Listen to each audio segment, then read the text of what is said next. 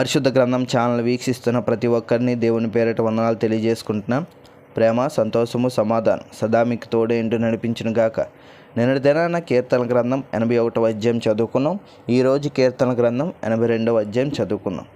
దేవుని సమాజంలో దేవుడు నిలిచి ఉన్నాడు, దైవముల మధ్యను ఆయన తీర్పు తీర్చుచున్నాడు. ఎంతకాలము మీరు అన్యాయముగా తీర్పు తీర్చుదురు? ఎంతకాలము భక్తిహీనుల ఎడల పక్షపాతము చూపుదురు?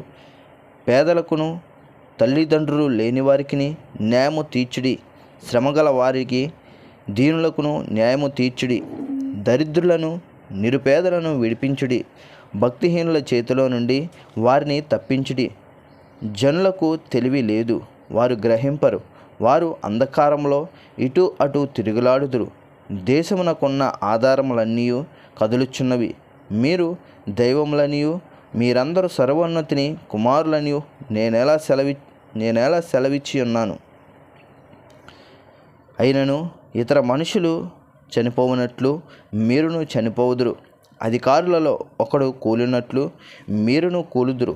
దేవా, లెమ్ము, భూమికి తీర్పు తీర్చుము, అన్ని జనులందరూ నీకే స్వాస్థ్యంగా ఉందురు.